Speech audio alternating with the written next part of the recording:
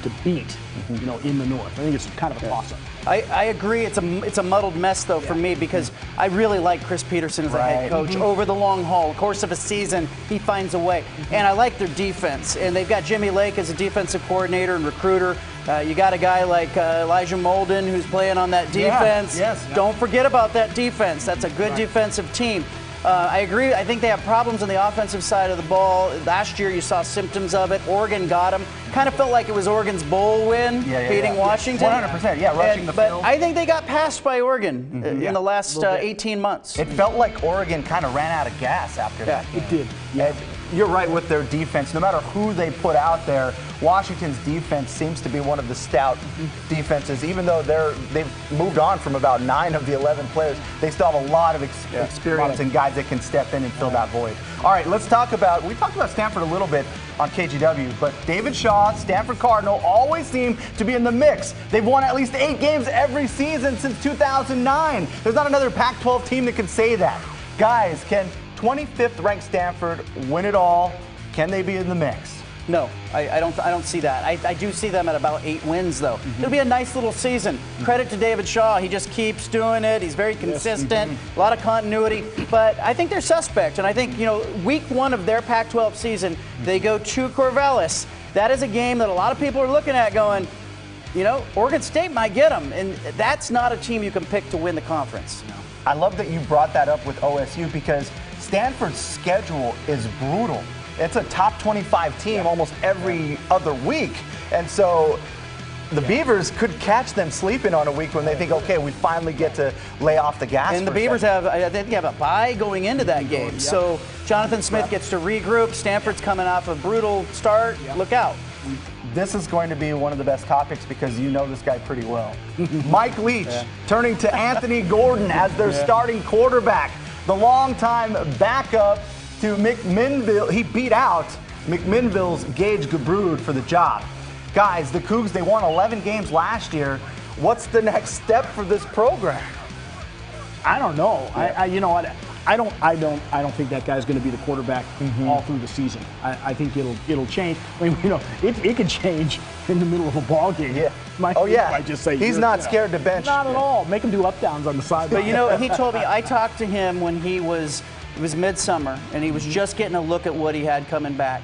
And he said, I think I found my quarterback. I think he knew in the middle of the summer who his starter was going to be. But here's the thing. We never look at Washington State. I'm guilty of this. The national media is guilty of this. We always count them out. And all they have done is dominate Oregon, beat them 4 straight times. Oregon has a Washington State problem. Oregon doesn't have a Washington problem. It has a Washington State problem. Oregon's got to deal with Washington State. This team could be the surprise if there's going to be a surprise in the North. I would be blown away by that prediction right now, John, but seeing what they did last year when they brought in the stash, and it was like nothing had happened after all that they've been through. Yeah, he's a hell of a coach. Yeah. All right, it's that time. Pac-12 Commissioner Larry Scott, he spoke this morning in Portland, which was surprising to me because it's so close to this man, John Canzano. You followed him all over the place the last few months. What did he have to say today? Well, look, I thought, it was supposed to be a pretty innocuous address. He was talking to business leaders. He's downtown Portland, but he put his foot in his mouth. He came out and he said, look, somebody asked him, what's the role of the conference? He said, we don't recruit the players. We don't coach the players. He said, we don't take credit for the wins, but he said, sometimes we get blamed for the losses. Like tonight, UCLA losing to Cincinnati. But I heard from 2 coaches within the conference who said, I can't believe that guy would say that he would put that back on top of the coaches and players in the league. It's one thing to stand out front and not get enough revenue for your conference, which he has. They're going to be at a $100 million deficit by 2024 per university. Oregon State will have been distributed by its conference $100 million less than its SEC opponents. So Vanderbilt, Oregon State, that's a mismatch by $100 million over a 10-year period. The state of the Pac-12 conference right now, John, what can they do to turn this thing around? Financially, they're in a terrible place. They need to get to the playoff, and it starts with Oregon-Auburn on Saturday night. They need a flag bearer for the conference, much like the ACC, right? We don't talk about the power of the ACC. It's Clemson, right? It's one team. Right. So the Pac-12 needs to do that in the short term because they're just not competitive. They've been left out of 2 straight playoffs. Of the 20 teams that have made the playoff, only 2 have come from the Pac-12 conference, Oregon and Washington, but the Pac-12 needs a flag bearer right now. How about those 9 a.m. football games? No. You want to see me at 9 a.m. in a press box? No way. It blows my mind, though, that that's still being entertained to some degree, that when they have to face Ohio State or Michigan or whoever in a year, that this is a possibility. I'm skeptical of it. You know, I think Troy Dye said it for Oregon. He said, what, we're going to wake up at 4 o'clock in the morning to go to the stadium? I just can't see it happening unless the network ties a $10 million bonus for each team. Yes. Then they will put fans in the back seat, and they will say to fans, sorry, you have to commute. I think if it's going to happen, it's got to be a university that's got a fan base that's built in. You can't put it on people who are commuting largely from Portland to Oregon and Oregon State to be there by 9 a.m. I think it's going to have to be in Arizona or in Arizona State, Washington State, that's got a fan base that will show up. Man, that's the first thing I thought about were the fans because of how early they get there. Yeah. The way that they schedule their weekends, how it would affect attendance, all of those things play into a game that's that early. Yeah, the SEC plays like they play 11 a.m. or 12 at the noon game, and the writers that I talked to say the stands are empty for those games, unless it's like a big game, it's an Iron Bowl or something like that, which never happens at that time. But the stands are empty. This is not geared towards fan enjoyment and the fan experience. You know, late kickoffs haven't. It's a product problem. It is. Yeah, there's no doubt about it. It's time to check the poll right now, and Ducks fans are all in, and they're participating in this poll like no other. They believe that the Ducks are going to win. 50% of our votes rolling with them. I have a feeling that the 30% on Washington State is all coming from our newsroom right now. Probably so. They're sneaky. They're well coached, okay? None of the teams on the board, it makes sense to you, right, Art? Who do you like in those 5? Give me your top 2. My top 2, Oregon and Washington State. I like Utah, man. Those would be my top 2. I'm not sold on them. I mean, they're really good. Yeah, I think Utah's getting to the title game, but can't see them winning it. It's all defense. It's boring. That's a boring team to watch. But I like Oregon and Utah in the title game. Let's flip the script now and talk Portland State. Has a chance to make a statement on Saturday. The Vikings are traveling into SEC country to take on Arkansas. The Razorbacks favored by 28 points if you ask some odds makers, but were one of the worst teams in the SEC last year, fresh off a 2-win season. The Vikes have experience, 9 starters on offense, 8 on defense. They're back, baby. So don't expect them to be overwhelmed when they take the field in Fayetteville. Just ask Bruce Barnum. And what do you guys think about PSU's chances of trying to make a statement like this? They've been able to beat the Cougs just a few years ago. I don't see them winning. At least I get to take a plane this time. That's such a good point, man. They're not going to ride a bus. Yeah. I don't think they're riding a bus. I mean, they could. The kids aren't back in school yet, so they could. So are you saying just don't get hurt? Right. Play. Well, keep it respectable. That type of thing. It's a money game. That's what it is. You know what? The AD, Valerie Cleary, she said I'd play 10 of those. Yeah. I mean, so they need the cash, and that's exactly what this is. And yes, get out of there without getting guys hurt. Bruce Barnum said this week he has to play these games, but he also just wants to get out unscathed. I asked him, would you play your 3rd and 4th stringers? Would you not play your guys? Would you consider that? And he said, no, that would be given up before you got to the stadium. I think they'll play closer than 28. I like their experience. Yeah. This is the biggest stadium, though, that Portland State has ever played in. 76,000. Wow. Never played in a bigger stadium. So it's a cool moment for his kids. Sure. And they're not playing Alabama. By the way, Alabama called them, tried to get a game. Bruce Barnum said $1.7 million. And Alabama did not call back. So that's how that went. Got to name your price? Yeah, absolutely. Bruce Barnum doing that. Yeah. Nothing to lose. You know, everybody in America thinks we're going to lose. So we just make sure we don't lose these games, the quote money games, before we get there. You know, oh, it's Arkansas, we don't have a chance. Well, yeah, we do. You still have to play the game. We're going down there. Guys are going to get out of the fiefdom of Portland State. I try to do that. And they're going to see the pageantry of SEC football. You know, all my guys probably think they should be in the SEC. So they're going to play up. You know, they're going to come out with a chip on their shoulder. But biggest thing is, and we've preached, is make sure if they're going to beat us, they're going to beat us. We're not going to beat ourselves. All right, let's move on and talk a little bit about the NFL. We'll start with the Seattle Seahawks. Let's hear from a guy who's at training camp every single day. I got to talk to him this afternoon in our newsroom. All right, it's time to talk a little bit about the Seattle Seahawks again, and no one better to do that than Paul Sylvie, sports director at King 5 in Seattle. Paul, you've had a chance to see this team throughout training camp, heading into the regular season. Now, what can we expect from this year's team? Well, you can expect a pretty solid offense. I think they're going to be well-rounded. They're going to run the football maybe better than they ever have. I mean, they led the NFL in rushing last year. They still get the offensive line back this year. They got some big guys up there. They're healthy, so that all looks good. The receiving core is a little depleted. The rookie DK Metcalf hasn't seen much action this preseason. He only has one catch, and you know all the hype around that guy, so they're waiting for him to kind of get rolling as the season goes on.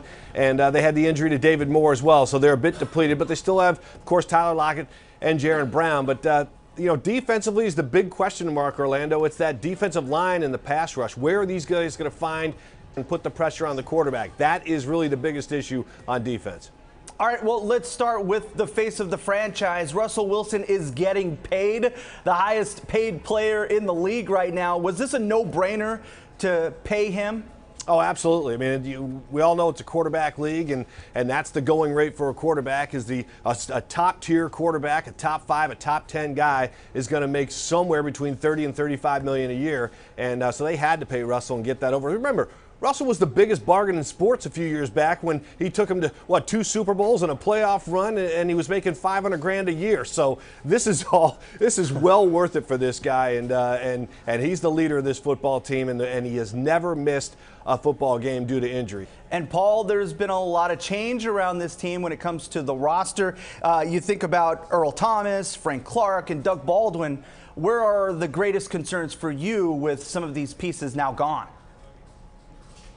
Well, I kind of just alluded to the receivers being a bit depleted, but I think the biggest deal, again, Orlando, is where are they going to put pressure on the quarterback? And you know, Frank Clark was a Ferrari, and they couldn't afford him, so they sent him off to Kansas City. But, you know, you've got Ziggy Ansah, who's kind of waiting in the wings there. But the question is, you know, he's coming off of injury, and they've been babying him throughout the offseason and into training camp. They're just hoping that big defensive end can bring it like he did sometime in Detroit. So he has to be healthy. They're hoping he'll be ready by week 1, but they're not real confident. So, again, I think the best thing about that Seahawks defense is the linebacking core with Bobby Wagner, KJ Wright, and Michael Kendricks. Those 3 guys on the field at the same time are going to bring the force for sure. So Pete feels real good about that linebacking core. Really, it's one of the best in the NFL. So can Lockett be wide receiver number 1? I mean, these are big shoes to fill now with Doug Baldwin gone. I think he can. I think the one thing that Lockett has that Doug didn't have is that breakaway speed. I mean, the guy can flat out fly. He's got great hands, and he's really developed a rapport with Russell Wilson over the last year and throughout the offseason. So I think, I wouldn't say seamless, but it's going to be a good transition to Tyler Lockett. And I love Doug Baldwin. I mean, he's made some tremendous catches throughout his career, and he was a gutty player. But Lockett brings a different kind of dimension to the receiving core. Paul, I can't help myself, but I always look at the schedule and I start thinking win, loss, win, win, loss. Can you kind of pinpoint maybe a key game in that schedule that could make or break this season? I think those divisional games are huge. I don't think you have to look past the divisional games, especially this year. Last year was different. You know, the Niners and the Cardinals were not factors, but the Rams are huge, and those 2 games here and there are going to be massive. So don't look beyond the division when it comes to big games. Do you think this team has what it takes, knowing what they've lost and what they have now, that they can make it back to the playoffs?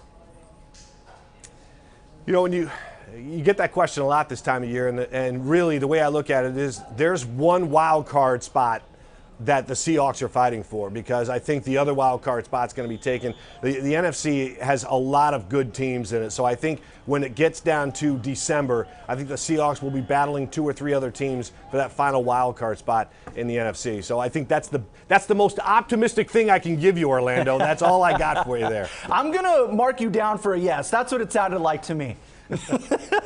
I'm putting together my fantasy football team again. My draft is coming up this weekend. Do I need to roll the dice on a Seahawks running back? Has Chris Carson, is he the man? Can I rely on him to find the end zone? No, you can't. I told you this last year at this time. Don't you learn? I mean, do not take a Seahawks running back in your fantasy draft. If they do it by committee, I mean, heck, Russell Wilson was the 2nd or 3rd leading rusher on the team last year. So, listen, I can't emphasize this enough. Stay away from the Seahawks running backs when it comes to fantasy football. Don't bother. That's brutal honesty, man. You messed up my whole game plan already. Listen, I'll tell you what. Go ahead and take a running back, and then next year we can talk about how you did. That sounds like a deal, man. Paul Sylvie, ladies and gentlemen, thank you so much for joining us here in Portland. Best of luck to you in covering the Seahawks this season, man. He knows I never listen. All right, let's go around the NFL. Andrew Luck has dominated the headlines this week, retiring Saturday at the age of 29. Over 7 seasons, he racked up more than 23,000 yards passing, 185 touchdowns, and a whole slew of injuries. That's what led him to hang up the cleats. John, do you see more younger players retiring like this? Yeah, I said it on Sports Sunday last week. I think this is a trend, not just in football. I think we're going to see it across sports. You've seen the maintenance day, or Kawhi Leonard sitting out some nights in the NBA. The players are making too much money. They're smarter about their injuries and their bodies. And beyond that, I think our culture has sort of accepted that tough guy mentality, like the Kenny Stabler, Dan Fouts. You have to stay in there and take a beating. We give these guys a wider berth now. So I don't think that we say, oh, you're soft because you want out. I think people understand why Andrew Luck wants out. You agree with load management?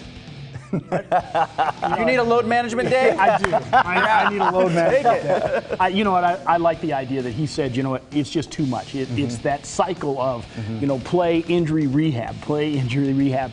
And he just had enough of it. And I think that more players will do that. I think more players should do that. That they should take a look at it and say, that this is too much. I think for Andrew Luck, he's a guy who probably has some things outside of football that he's going to be able to do. There are some of the guys who don't have things outside of whatever sport they're playing. So it makes the decision even more difficult for them, because then they're like, well, what am I going to do? I do like that he kept it 100 and was basically like, my heart is no longer in it. And it's because of all these injuries. And if his heart isn't in it, I mean, he can collect the paycheck, I guess, but you're doing a disservice to him, to his teammates, and to the franchise. Yeah. Rob Gronkowski said a very similar thing today, where he said they both used the word joy. Right. They said the joy there was no joy in it anymore. And when you have $120 million in earnings and there's no joy in something, guess what? You're out. You're not right. Do it. And nobody can fault you for that. That's right. 29 years young.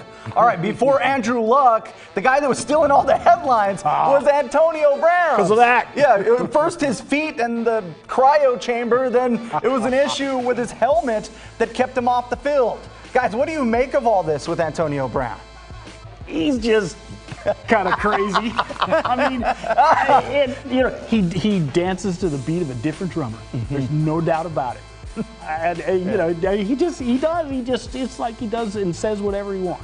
There's bad combinations, right? You see, we all have friends. You see couples that get together and you go, she's nice, he's nice, and then they get together and you're like, that doesn't work. Well, it's the Raiders. It's the Raiders and Antonio Brown. It's two kinds of crazy. You put it together, it doesn't work. No, it just doesn't work. That's probably why I was glued to Hard Knocks this weekend, man. I binged like 4 straight episodes because of that, and that was one of the major themes, is just, where's Antonio Brown? What's he going to do this week? And that could be something that plays out during the season. And I don't even think he knows what he's going to do next. Yeah, but there's no doubt when he's going, he's a stud. Yeah, he is. All right, it's a big year for former Duck Marcus Mariota, a contract year.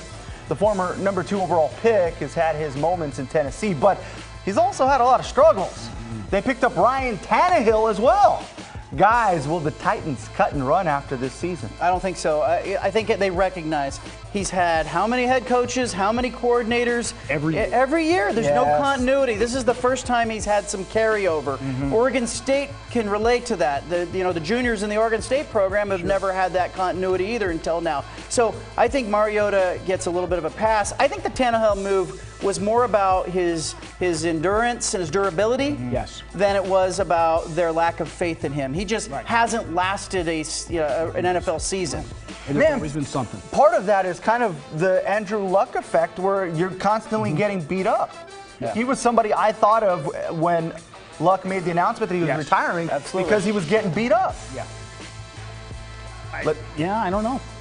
Let's talk about the Cardinals. They made major changes, bringing in head coach Cliff Kingsbury and taking quarterback Kyler Murray with the #1 overall pick. Guys, what did you think about this move? Well, I liked it. I mean, Kingsbury has wanted him forever. I mean, since he was an 8th grader, he's been recruiting him. I think the interesting thing really is going to be, can that offense play in the NFL? Agree. That's the question. That's the question. I don't think it's about Kyler Murray Nope. at all. I Nope. think he's a distraction this season. Yes. I agree with Art. It's about that offense. We watched Chip Kelly try this. Yes. Didn't work. So let's see if this Texas Tech thing will it work? Right. It feels like he's going to simplify the offense, shorter passes, doesn't have to worry about the big shot, make things as easy as you can for the young I'll guys. tell you what works when you have a great defensive line, you have a great offensive line, right? You run the football, you got a quarterback you can trust. Yes. That works. Yeah. I mean, when the Ravens won the Super Bowl, they. Right. I mean, when. Yeah, when you Tampa can be Bay a won the game Super manager Bowl and win it. This is going to be unfair, though, to Kyler Murray, regardless. I think because Yes. if he is successful, people are going to say it's Kingsbury's offense. Look at, he's a system guy. And if he fails, they're going to blame him. And I have a feeling he's going to struggle. Yeah. All right, in 2002, The Wire debuted on HBO. Katie Harmon of Gresham won the Miss America pageant. The Houston Texans were an expansion team. And the Cleveland Browns made their last playoff appearance. But don't look now, Baker Mayfield and company are the talk of the NFL. It's been that way for a little while now. Guys, are 17 years of futility just about over? Yeah, they're in. And if not, it's the Browns. They have enough good players, right? Look, I didn't like Baker Mayfield. I didn't give him my Heisman vote. He wasn't on my ballot. And people said, oh. And now I'm watching him. He's got some moxie to him. They've got Odell Beckham Jr. They've got good wide receivers around him. It's not going to be an offensive problem in Cleveland. No. You know what's surprised me is seeing the amount of Browns fans now that have come out of the woodwork because of what you mentioned, that moxie. It'll be obnoxious in about week 12. Oh, week 100%. 12, we'll be like, no, we're done. I lived in Cleveland. They'll I make know the those playoffs. fans. They're going to make the playoffs. They're gonna make the playoffs. They're not going to advance very far. No, but they'll make Yeah, it. They'll make it. They'll this make year. it. Man, well, they deserve a parade if they make it. The Packers, they made a big change replacing Mike McCarthy with former Rams and Titans offensive coordinator Matt LaFleur. Guys, is Aaron Rodgers running out of time? I think he is, but again, it's never been about Aaron Rodgers. He needs a running game. It's like John Elway late in his career. He needed Terrell Davis, and the Broncos were really good on defense. That's what Aaron Rodgers needs. Yeah. They need a running back, and they need to stop people. That's exactly like what John says. That's what they need. I mean, he can't carry that team to a Super Bowl. It's fun to watch. It I mean, is. it's a really entertaining brand of NFL football, but it's not going anywhere. You just automatically associate best quarterbacks, best team, Super Bowl, playoffs, that type of association. All right, remember this play, guys? It was from the NFC Championship game. The infamous non-call that led to a big rule change.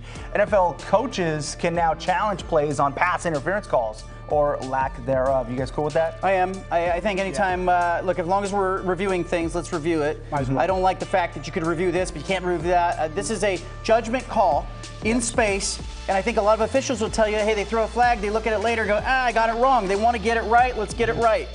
Yeah. I mean, that call was just so right. awful It was so bad. that I think the NFL had to do something. I mean, it cost the Saints a chance for the Super Bowl, probably. You mentioned the Super Bowl. Our poll here, our viewers are going with the field on this vote. So they're not buying Kansas City. They're not buying New England. It's somebody else they think has a better shot of winning. than those two I teams. think your Super Bowl champion's right there on your screen. I think it's one of those teams. There's just a very small group of teams that could win it. I think Kansas City can win it. I think New Orleans can win it. And I think the Rams can win it. I am not buying New England. I think Chicago's good enough to get there. And 57% of you are nuts. Art, who are you rolling with for the Super Bowl, man? The 49ers, of course. Man, so you were up there voting for somebody else. huh? Absolutely. You're one of the crazy people. You got a pick for the Super Bowl? I'll go with. I'm going to go with Kansas City. Patrick Mahomes. It's your world. We're just living like in that. it. I think this year Drew Brees gets it done. I'm going to take the New Orleans Saints to win the Super Bowl. Not bad. All right, thank you guys for joining us. Friday Night Flight starts this week. Sunday Night Football starts next week. Primetime Sports Sunday after the game. We'll be back for that one. Thank you so much. We'll see you next time.